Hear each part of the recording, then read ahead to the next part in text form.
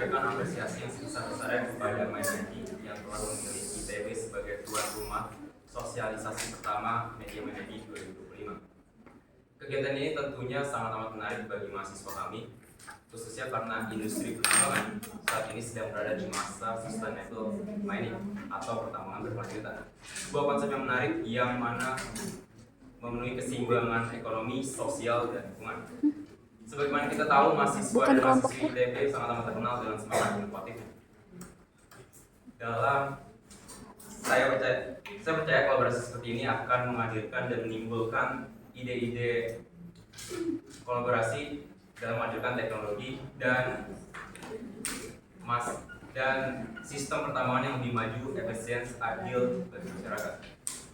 Saya juga berharap ajang Media MindID ini bukan hanya menjadi sosialisasi satu arah saja, tetapi juga menjadi wadah tukar pikiran antara industri dan akademisi. Karena sejatinya masa depan industri pertambangan tidak hanya ditentukan oleh korporasi besar, tetapi juga oleh generasi muda yang berpikir kritis, peduli lingkungan, dan membangun bangsa dengan caranya sendiri. Saya berharap sosialisasi ini tidak hanya memberikan manfaat yang sebesar-besarnya kepada kedua belah pihak, dan saya mengucapkan selamat berdiskusi. Terima kasih. Menarik sekali melihat bagaimana perguruan tinggi dan dunia industri dapat berjalan beriringan untuk membentuk ekosistem dan juga pertambangan yang lebih berkelanjutan. Selanjutnya, kita akan mendengarkan langsung penjelasan dari pihak MindID, Ibu Ayesa, boleh diceritakan lebih jauh tentang tujuan program Media MindID 2025 dan bagaimana sih MindID ini memandang peran generasi muda di dalamnya. Kepada Ibu Ayesa, dipersilakan. Oke, baik, sebelumnya terima kasih kepada Mbak Putih dan juga dari pihak ITB atas sambutannya. Pertama-tama saya ingin menjelaskan bahwa MindID ini tidak menganggap mahasiswa hanya sebagai audiens, tapi juga sebagai mitra strategis, yang dimana ini bukan menargetkan sebagai media kecil gitu untuk ITB ini sendiri. Media MindID ini memiliki gagasan sebagai platform komunikasi yang edukatif di bidang pertambangan, di mana masyarakat dan juga mahasiswa ini diperlukan memahami potensi besar di sektor pertambangan. Jadi tidak hanya mahasiswa di bidang tertentu saja, tapi target kita sekarang adalah mahasiswa seluruh Indonesia wajib mengetahui setidaknya sekecil apapun itu mereka harus paham di sektor pertambangan ini seperti apa.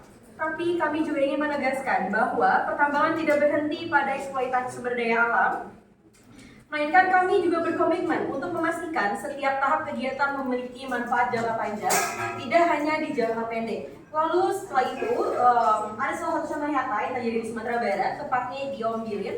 Itu kegiatan tambang batubara dihentikan pada tahun 2016.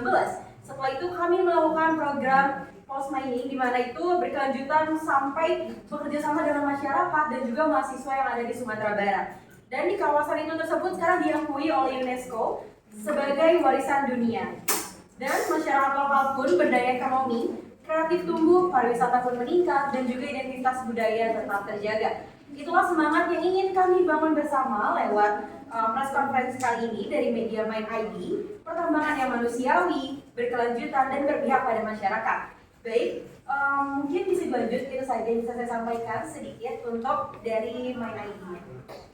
Baik, terima kasih kepada Ibu Ayesa yang telah menyampaikan sambutannya serta tujuan dari program ini. Selanjutnya, kami membuka untuk tanya jawab bagi para hadir yang ingin bertanya. Dipersilakan untuk mengangkat tangan.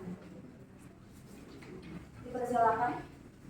Terima kasih Bu Ayesa atas penjelasannya yang sangat menarik. Perkenalkan, saya Sarah Fridesari, jurnalis dari Media ITB. Saya sangat mengapresiasi komitmen MindID dalam mendorong pertambangan yang berkelanjutan dan berpihak pada masyarakat.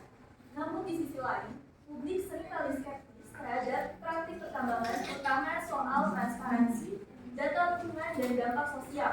Nah, bagaimana MindID ini memastikan keterbukaan informasi serta menjamin bahwa aktivitas tambang tidak menimbulkan kerusakan lingkungan di masa depan? Oke, baik. Pertanyaan yang menarik ya dari Mbak Sarah. Sebelumnya terima kasih.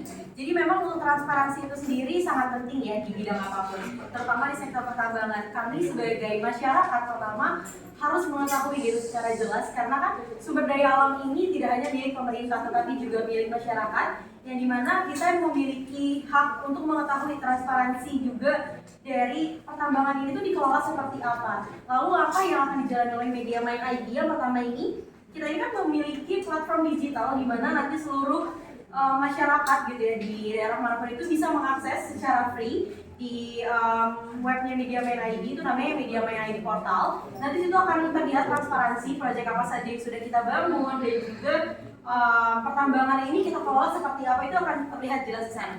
Jadi prinsip kami sebenarnya sederhana. Semua orang itu berhak tahu bagaimana sumber daya alam di Indonesia ini dikelola, apakah sudah berjalan sesuai dengan tupoksinya, sesuai dengan hukum yang sudah ada, dan juga sejauh mana manfaat ini benar-benar dirasakan oleh masyarakat. Karena menurut kami, Media Mind ID ini juga berdampak besar gitu ya bagi di bidang pertambangan, di mana mereka ini juga memegang prinsip bahwa apa yang kita rasakan di Indonesia ini adalah apa yang memang kita tuang gitu. Jadi semuanya ini dari kita dan harus kembali lagi untuk kita, seperti itu. Baik, terima kasih atas pertanyaannya dan juga jawabannya yang telah disampaikan. Selanjutnya kami persilakan kepada penanya berikutnya. Oke, selamat pagi Ibu Aisyah dan juga Bu Felix. Perkenalkan saya Ishika, mewakili dari teman-teman Institut Teknologi Bandung.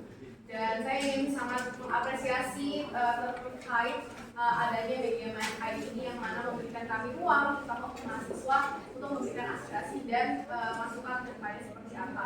Sejujurnya Ibu, kami dari mahasiswa Institut Teknologi Bandung, terutama mahasiswa teman-teman saya di bidang teknik dan komunikasi gitu ya, kami memang sudah sangat mulai concern dengan isu-isu seperti green mining, juga social innovation impact gitu ya, dan ini akan bisa sangat terlaksana dengan adanya program Media Mind ID ini.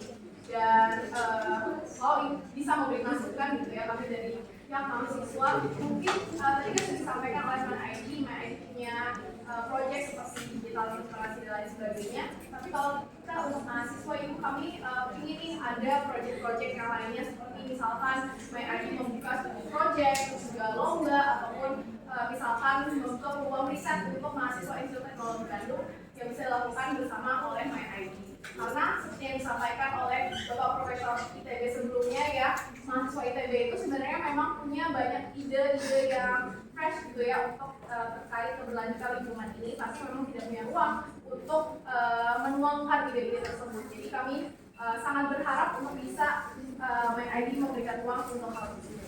Terima kasih banyak. Oke, baik, terima kasih sebelumnya untuk Ishika. Jadi memang benar sekali, tepat banget gitu ya. Jadi Mind ID ini memang punya salah satu proyek yang akan berkolaborasi dengan mahasiswa gitu ya. Itu namanya Mind ID Youth Challenge. Nanti itu kita membuka ruang untuk para mahasiswa ini tidak hanya berkolaborasi di bidang digitalnya aja, tapi mereka ini memiliki kesempatan untuk menyampaikan ide-ide dari riset-riset jurnal mereka yang sudah tervalidasi gitu dari kampus, dan itu bisa dijadikan bahwa mahasiswa ini tidak hanya sebagai penonton, tapi mereka juga merupakan bagian dari keberhasilan pertambangan di Indonesia. Seperti itu. Baik, terima kasih. Mungkin selanjutnya pada hari ini apakah ada yang bertanya? Perkenalkan, saya Natasha dari Media Indonesia. Bertanya, apa indikator yang digunakan oleh Mind ID untuk menilai keberhasilan program keberlanjutan yang sudah dijalani?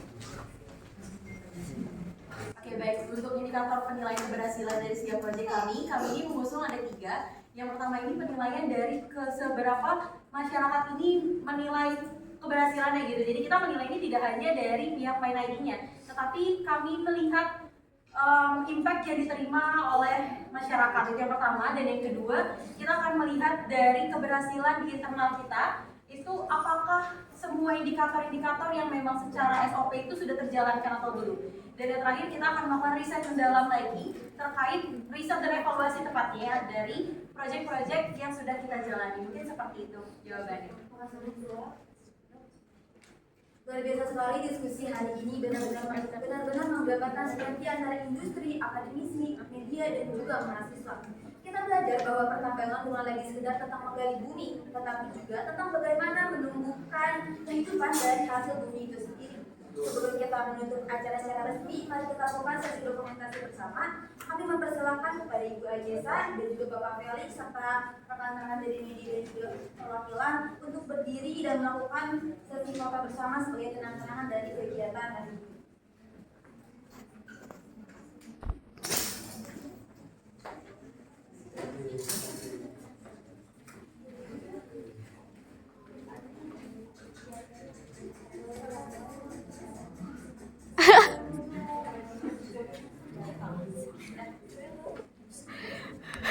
Terima kasih kepada Ibu Ajesa dan juga kepada Ibu Ajesa dari pihak media dan juga Bapak Felix sebagai pihak dari ITB, Basar dari pihak media dan juga perwakilan mahasiswa ITB.